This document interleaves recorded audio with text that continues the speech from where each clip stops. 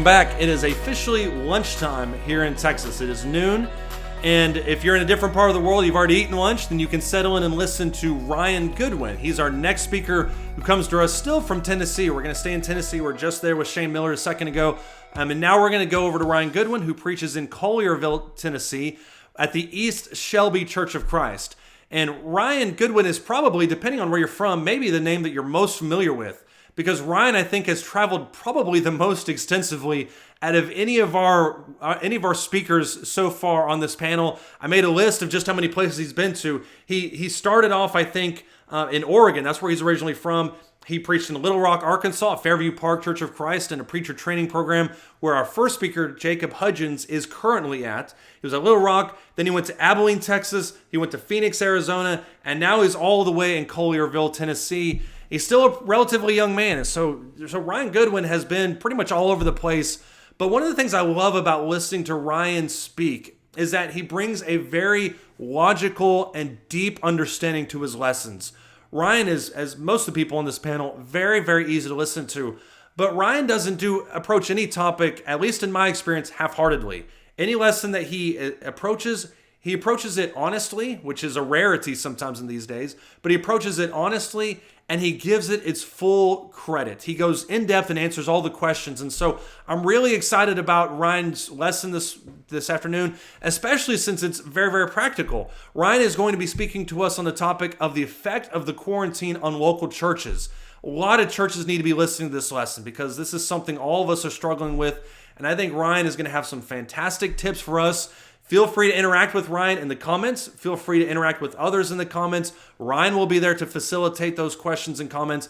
I'll be there. Other moderators will be there to facilitate those questions. But feel free to interact, and let's get the conversation going and encouraging all of us as we try to navigate these tough waters right now. Hi there. My name is Ryan Goodwin. I preach for the East Shelby Church of Christ in Collierville, Tennessee, just outside of Memphis. I want to start by thanking you for tuning in today. There's a lot of other things you could have done with your time today, like binge watching something on Netflix, but you chose to participate in this forum. Your interest in spiritual matters is encouraging to me, and I hope that if you have any comments or questions that you'll leave them down in the comments section. I'll do my best to keep up with them as we go along through this hour. I also want to thank all of the other speakers in this online forum. I know you've put a lot of work into this, and there's a lot of work going on behind the scenes as well to put an event like this together. I hope that all of us end up encouraged and edified by our experience together today. The topic for this hour is in the form of this question. What are the long-lasting impacts of COVID-19 going to be on our local congregations? What is different now in your congregation than from just a month ago? Now, maybe the changes have been very small in your particular congregation, but it's more likely that you're experiencing unprecedented alterations to almost every aspect of your church's life. But part of the success of Christianity has been its ability to adapt to change over time. Very few things are 2,000 years old. And very, very few things are 2,000 years old and still thriving. And I would even put it this way, there is nothing on earth that's 2,000 years old and thriving the way that Christ's church is. The gospel, after all, has always been the power of God unto salvation. That hasn't changed in 2,000 years. Romans 1 verse 16. All of our basic spiritual needs haven't changed in 2,000 years. People still need grace just as much as they did 2,000 years ago. That message is just as relevant today as it was when it was first delivered in Acts chapter 2. And at its core, the church still functions in the same way that it did 2,000 years ago. Even though everything from the language that we speak, to the technology that we use, to the traditions that we practice, and other things as well, all those things have changed in 2,000 years, but at its core, the church is still the church. Our faith is still the faith, and the gospel is still the gospel. In Ephesians chapter 4 and verse 3, it says, being diligent to preserve the unity of the Spirit in the bond of peace. For there is one body and one Spirit, just as also you were called in one hope of your calling, one Lord, one faith, one baptism, one God and Father of all, who is over all and through all and in all. That was true 2,000 years ago, and it is true now. And it'll still be true 2,000 years from now if the world still exists at that point. So if the church looks and sounds very different from generation to generation, that really shouldn't surprise us. Is the message still going to be the same? Are we still following God's pattern of work and worship that He laid out in the New Testament? Of course. I mean, the entire idea of expedience, so often preached upon in our brotherhood, is that the superficial outer layer of Christianity can look very different depending on where and when and how you go about doing it. And those expedients are just that. They're expedients to accomplish the divine work that God has given us to do. It's the what behind it that never changes. The when, the how, the where, those things change from time to time, but the what, the actual substance, remains the same. So, in all likelihood, our congregations are going to look very different. Maybe just a little bit, maybe big changes here and there, but whether you change a lot or change a little, COVID-19 and the isolation and the quarantine and canceling in-person worship services and trying live stream and doing Zoom Bible studies, all of these things are going to have long-lasting impacts on the church.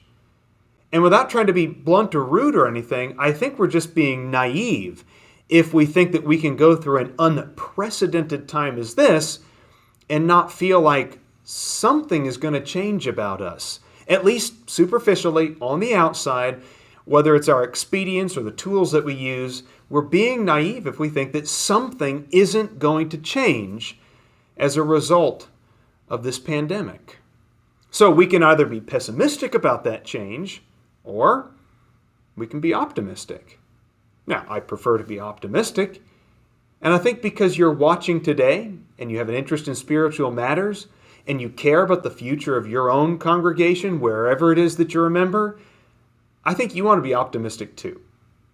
So in this hour, we're going to consider several different ways that I anticipate the church is going to be changed as a result of the COVID-19 pandemic.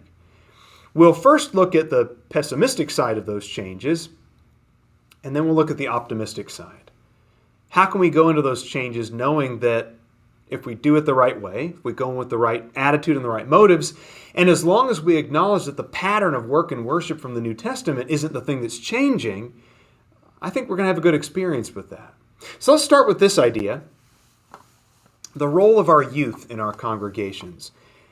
I would say, at least based on the people that I know and the congregations that I'm familiar with across America, it is frequently the younger members of congregations that are driving a lot of the changes as far as technology goes.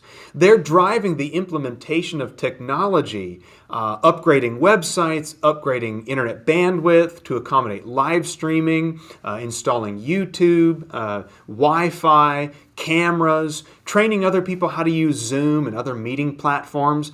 It's more often than not, it's our younger members that are helping to drive those changes and to help install and implement and teach others how to use them. Now, first of all, I think that's a wonderful thing. I think it is wonderful that so many of our young people are being given an opportunity to participate.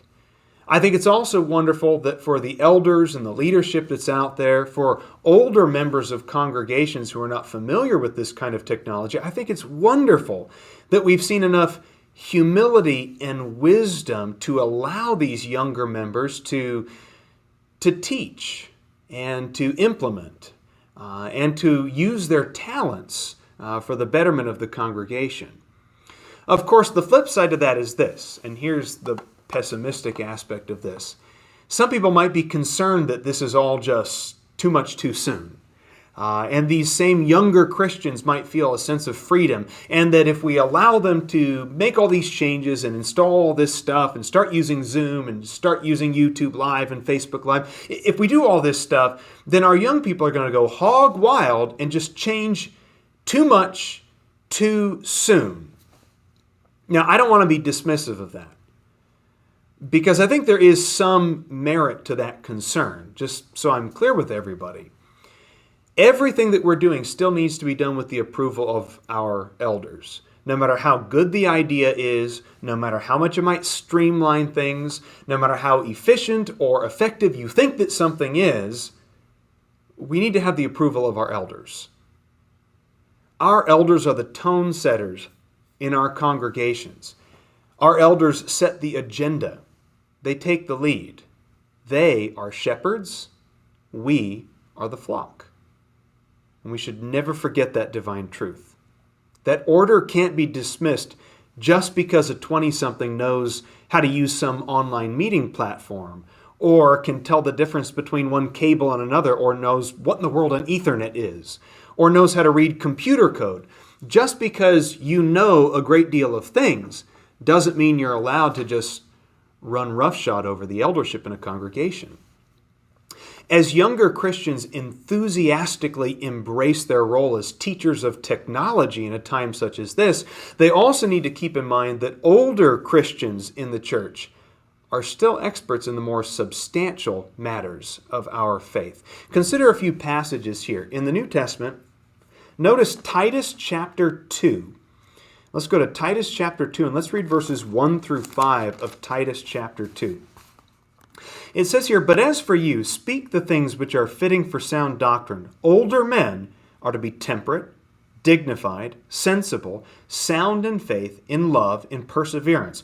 Older women likewise are to be reverent in their behavior, not malicious gossips, nor enslaved to much wine, teaching what is good, that they may encourage the young women to love their husbands and to love their children, to be sensible and pure and workers at home, kind and subject to their own husbands, that the word of God may not be dishonored." There's a few other passages that you can study as well in 1 Timothy chapter 5. 1 Timothy chapter 5, just a few pages back in your New Testament, it says in verse 1, "Do not sharply rebuke an older man, but rather appeal to him as a father, to the younger men as brothers, the older women as mothers, and the younger women as sisters in all purity. Honor widows who are widows indeed." And I think part of honoring older men and honoring older women is, again, not running roughshod over them when it comes to the implementation of new technology or internet-based meeting platforms. We need to respect people.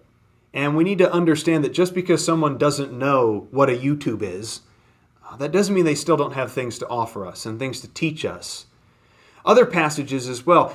Ecclesiastes chapter 11 and verse 8, going all the way into chapter 12 and verse 1. Of course, that's such a marvelous passage about an older man, someone kind of from that perspective, someone who's seen it all, done it all, based on what he wrote in Ecclesiastes, who's telling young men, just be very careful. Be careful in how you live and how you behave. Remember that all of your deeds are going to be brought to judgment by God. Remember your Creator in the days of your youth.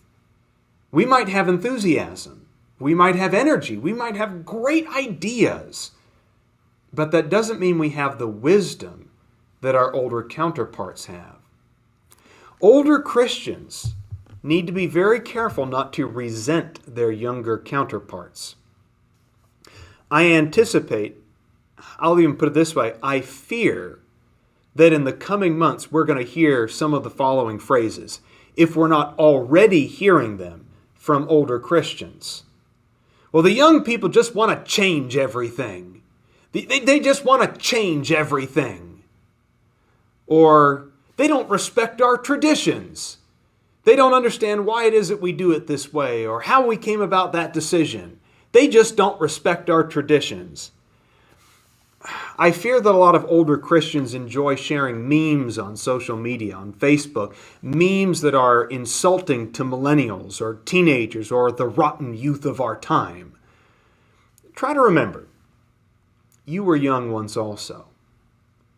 There was a point in your life where you were the one with all the big ideas, where you were the one with the enthusiasm.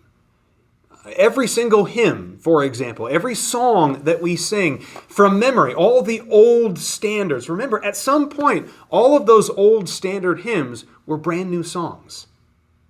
Somebody wanted to teach that song. Somebody wanted to sing that brand new song. Every piece of technology that we take for granted now, at some point, was a brand new piece of technology. I mean, even the really simple things. Electricity was an innovation at one point. Indoor plumbing was an innovation at one point. Air conditioning, using a website, having a projector and a screen in the auditorium.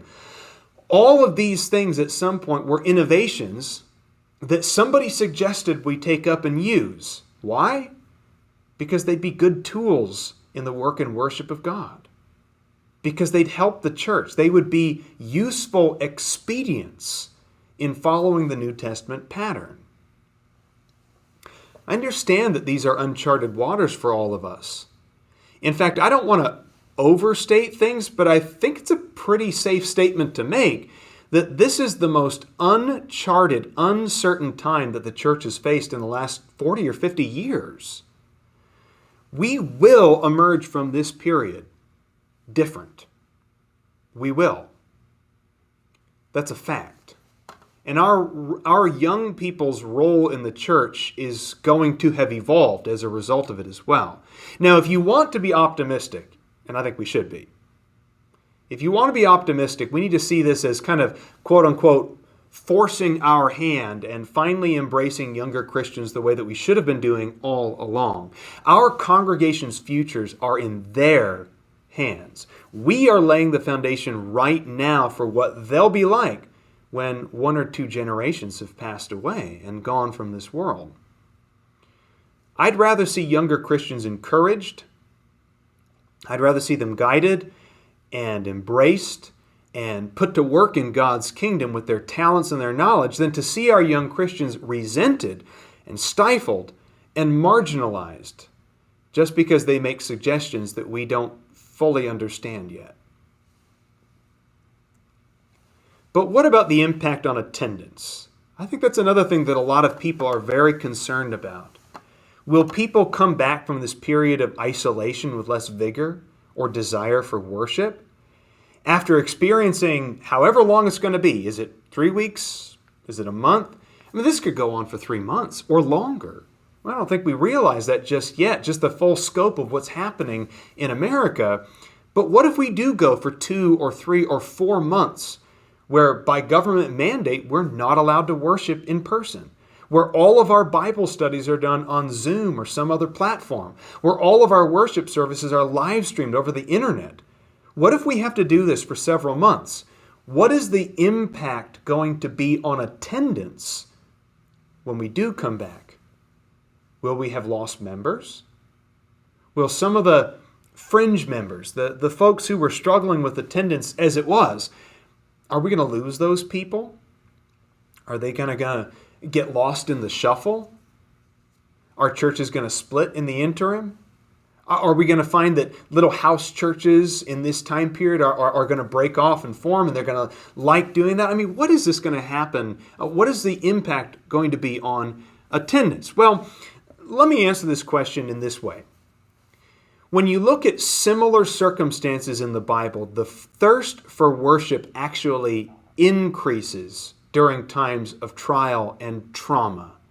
After periods of apostasy, the contemporaries of both Hezekiah and King Josiah expressed unparalleled zeal for the Passover celebration. Now, I don't have time to get into all the details here and study these, but I'll give you 2 passages to consider in your own personal Bible study. When Hezekiah reopened the temple and reinstituted the Passover, you find that in 2 Chronicles chapter 29 and also in 2 Chronicles chapter 30. And I want to notice just one thing here from 2 Chronicles 30. Go to 2 Chronicles 30 in your Old Testament and just notice the last couple verses from this chapter. Now this is, again, after a period of apostasy where they have not been celebrating the Passover. They have not been engaging in temple worship for a long time. And now the temple's reopened, the Passover is happening again. And look what happens here. Do they come back from this period with less zeal or less vigor or less interest in worship? It says in verses 26 and 27, "So there was great joy in Jerusalem because there was nothing like this in Jerusalem since the days of Solomon, the son of David, king of Israel. Then the Levitical priests arose and blessed the people, and their voice was heard, and their prayer came to his holy dwelling place, to heaven." The same can be said of King Josiah and his Passover. Now you read about that in 2 Chronicles chapter 35, and specifically in verse 18 of that chapter, it says that there had never been a Passover like that one.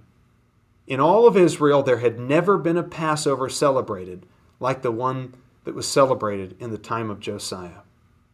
Now, I acknowledge fully that these are not precise or exact parallels to what we're going through today. So I don't want you to make the mistake of thinking that I'm saying this is exactly like what Hezekiah or what Josiah and their contemporaries were going through. But there's no doubt that the restoration of in-person worship in these two instances was met with fervor that hadn't been seen for generations. Similarly, the people of Ezra and Nehemiah's time were hungry for in-person worship. Once the temple was rebuilt, people didn't just have kind of like a ho-hum, meh, seen it, done it kind of attitude. In the time of Ezra and Nehemiah, people stood practically all day out in the open so they could hear the Word of God being read out loud. There was renewed enthusiasm after a period of having public, in-person worship in Jerusalem ceased. In the New Testament, when Christians were dispersed during the persecution of Saul of Tarsus, they didn't let the fire go out. Go to Acts chapter 8 and notice what happens here. In Acts chapter 8, these are Christians who had been enjoying this amazing period of both numeric and spiritual growth in Jerusalem, and then Saul of Tarsus comes, and he disperses them. Now it says here in Acts chapter 8 and verse 4, it says, "Therefore, those who had been scattered went about doing what? Acting despondently, losing interest, acting indifferently, bringing apathy with them everywhere they went." No, it says, when they were dispersed and scattered, they went about preaching the word.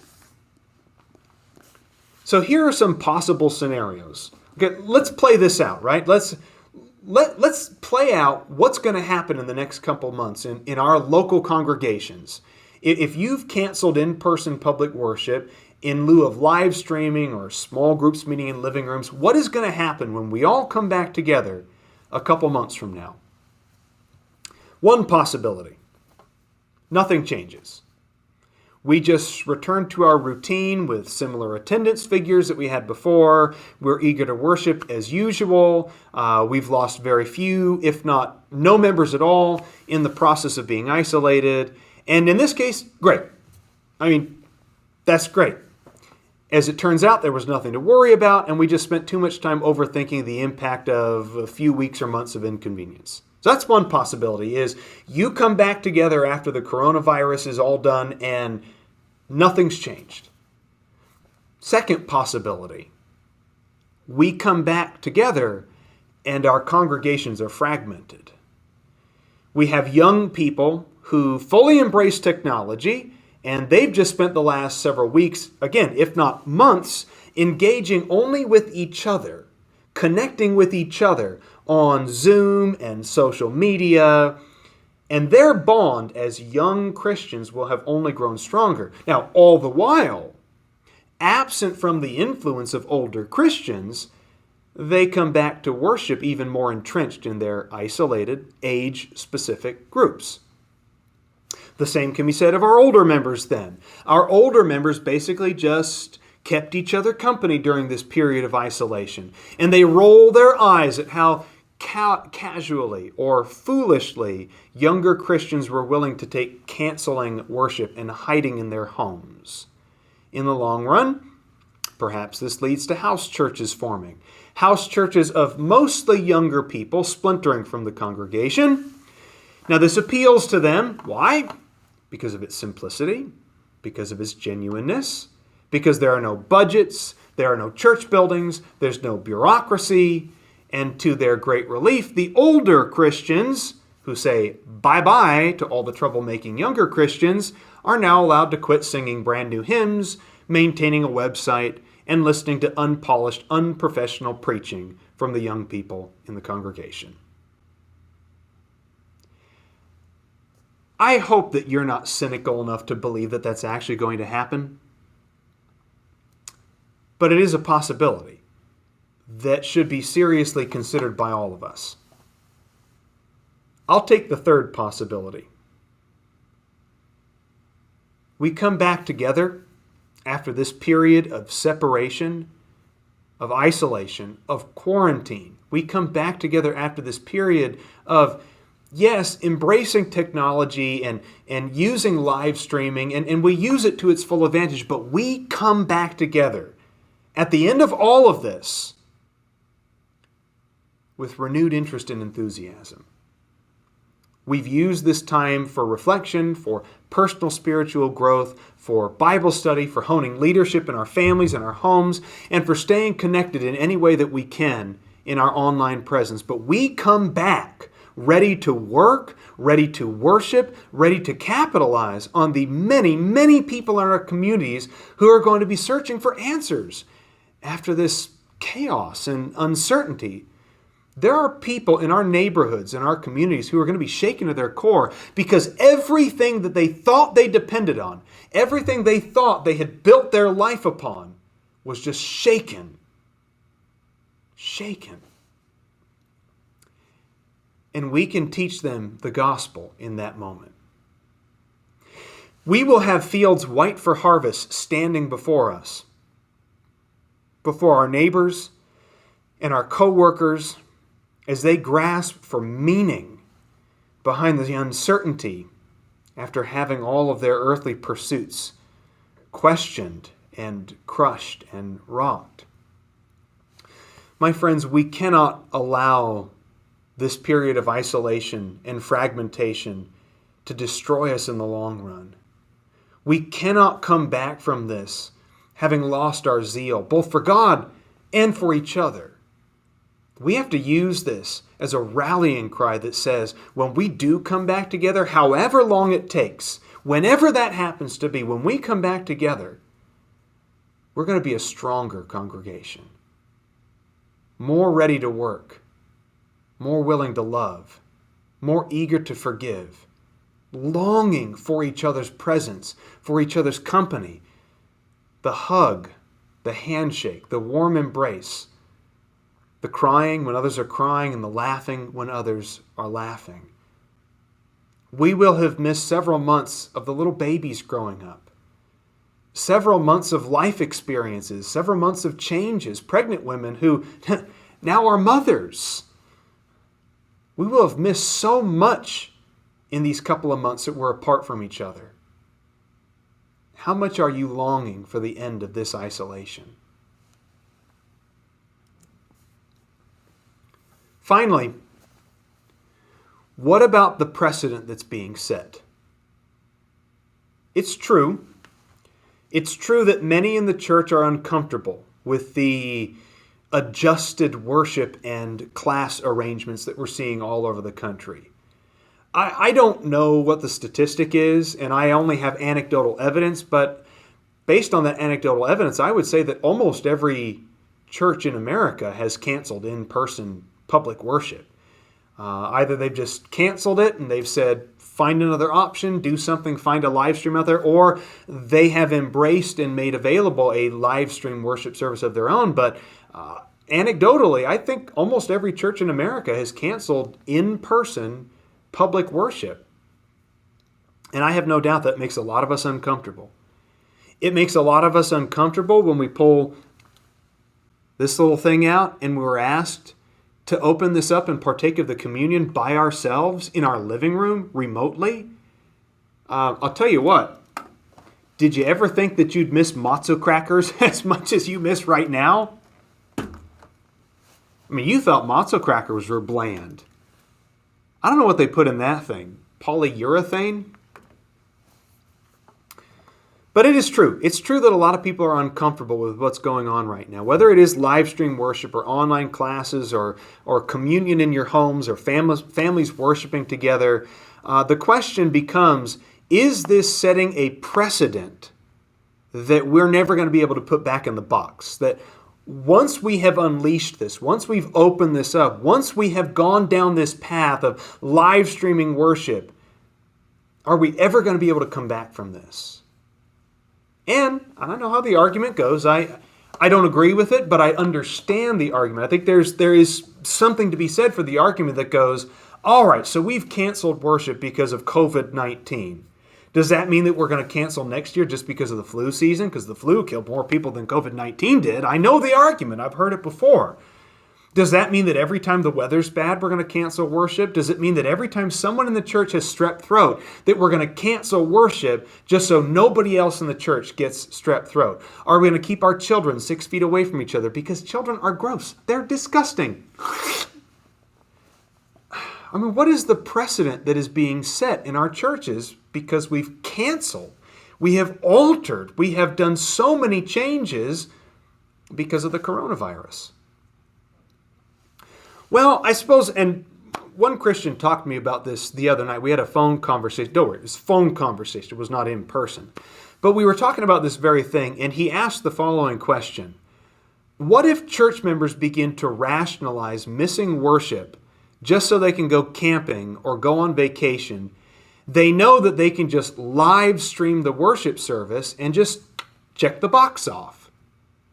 And that's true. That is true. I have no doubt that if we keep live streaming in the long run, like if you're live streaming now and a couple months from now when we're allowed to come back together, we keep that technology and we make live streaming available for our shut-ins and our elderly members. I have no doubt that there will be people who are not shut in who are going to use the live stream while they're out camping. Sit around the campfire on a Sunday morning, missing worship service, but hey, we've got it right here on our phones. I have no doubt about that. But I will say this. The people who are going to be taking advantage of live stream while they're out camping were probably the people who are going to go camping anyway.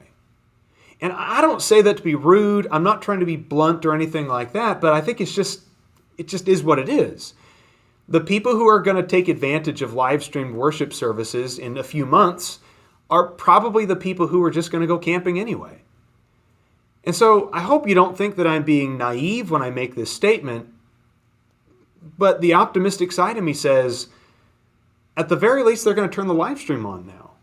I mean, these are people who probably were going to be missing worship anyway, right? They were going to go camping on a Sunday, and they weren't going to go worshiping anywhere. But at least they're going to have the live stream on now.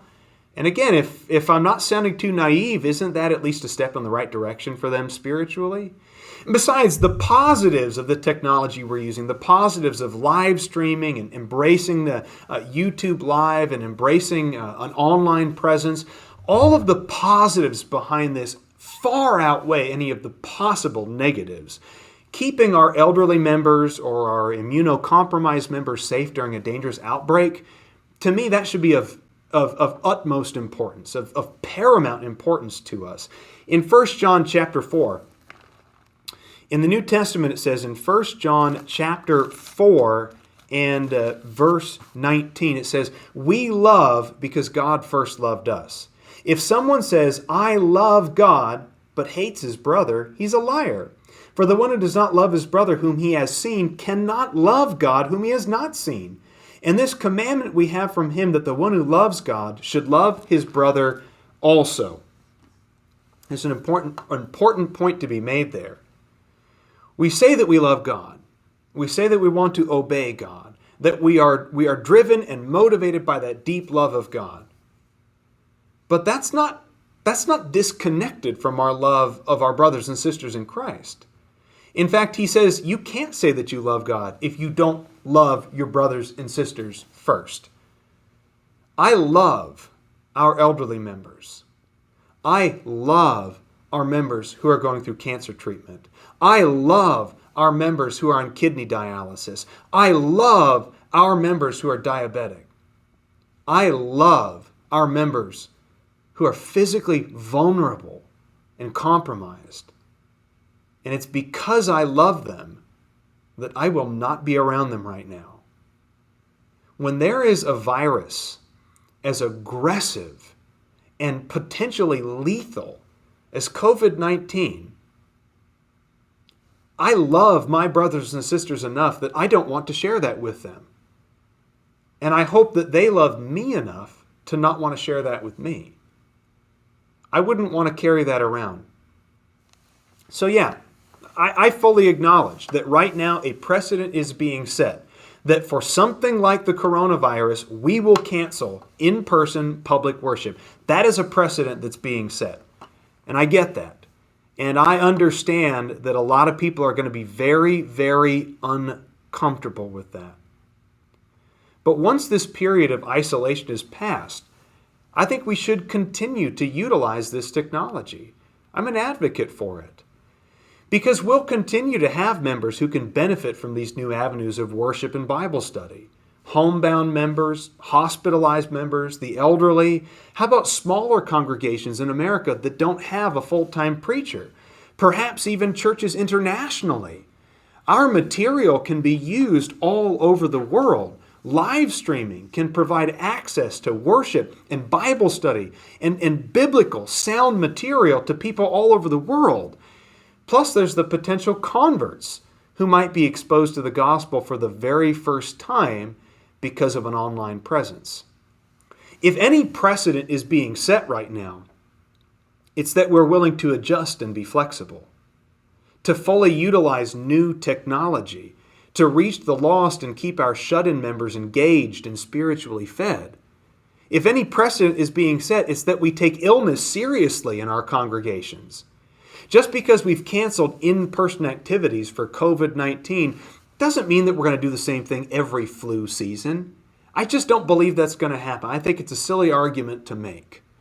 If anything, we might go into next flu season with a better understanding and a better appreciation for holding our personal cleanliness and our health to a higher standard.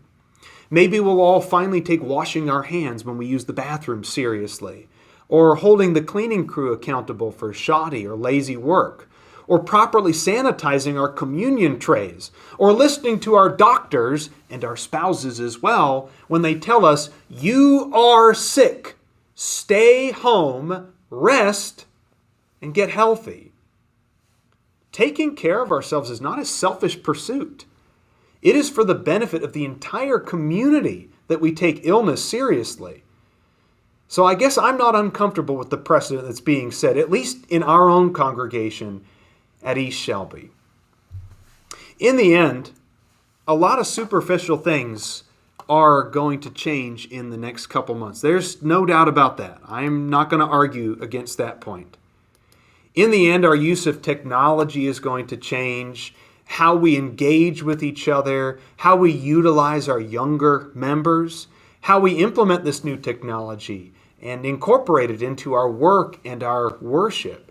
The demographics of our churches may face some changes, and how seriously we take cleanliness, health, and the well-being of our vulnerable members. All of these things are potential long-lasting changes in our local congregations. Now, there may be others as well that I haven't mentioned today, but I certainly hope that this video is going to be the jumping off point, maybe in your own congregation, where you and the other members of that church can have a good conversation about what are we learning right now? What is happening right now over the last few weeks and what potentially could go on for several more months? What are we learning from this experience that's going to make us a better, stronger, more effective congregation of God's people when we're allowed to come back together and worship and work in person just the way that we love to do?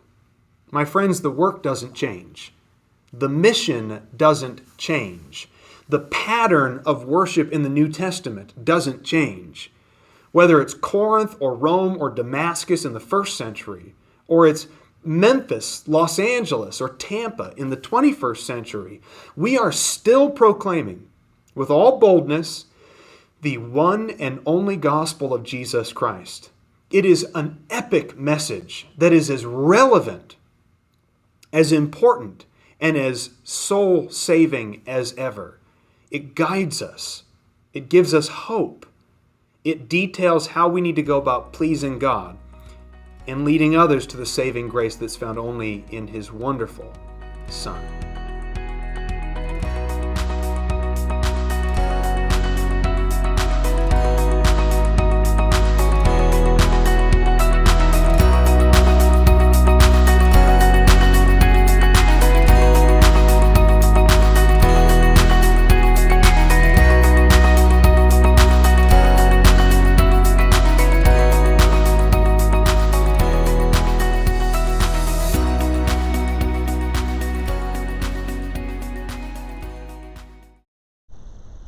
Hey everybody, Joanna here with CEI Bookstore and Truth Publications. We know that now more than ever it is so important to be able to send encouragement to your friends and family that you might not be able to be with. So we have put together 5 separate care packages to be able to send and put in a special note with via our website, truthbooks.com. So here's 2 of them sitting in front of me right now. This is our children's care package as well as our family care package. So included in the family care package right here, we have a CD of wonderful hymns as from Symphonia Productions, as well as Searching for a King. This DVD is by Appian Media. This allows you guys to take a front row seat with Jeremy and Barry as they walk through the Bible lands and talk to geographers and archaeologists and be able to really bring Bible pages to life through this DVD. Another thing that we've included in this pack is one of our Truth and Life books. It's called Family Life, a Biblical Perspective. So these books are lesson books. They include lots of questions as well as scriptural references and commentary that talks about marriage in the home as well as raising children. It's a wonderful resource for any home. On that subject, we also have this book by David Banning. This one is called Raising Kids Who Have a Heart for God. This one tackles the question of why are we losing so many of the younger generation and how we can cultivate relationships to be able to keep them on the straight and narrow path. It is a wonderful resource to have. Again, it's a workbook and it has questions and charts and commentary to go along with all of that. So a little bit more about our children's care package over here. It includes a few of these fun activity books as well as coloring pages. We've also included If You Had Been. This is volume 1 of the series. These are the children's workbooks by Melba Edwards. Now, if you're familiar with this, you know that the If You Had Been series also has 4 books for teens and adults. Well, this is the children's workbook to go along with those, so there's something for the whole family. My favorite part of our kids' care package that we have are these right here. Miss Lee's Stories About Jesus and Miss Lee's Stories About God's First People. These books go in the Old and the New Testament, and they have end-of-chapter questions as well as fun illustrations to help really engage your children with the Bible studies. Thank you guys for listening, and we hope that you guys will check out our website, truthbooks.com. And if you're interested, join our email list so you can get notifications about these. Right now we have specials going on with our Bibles. We have a Bible sale as well as free shipping on all orders through the month of April. So guys, check us out, truthbooks.com.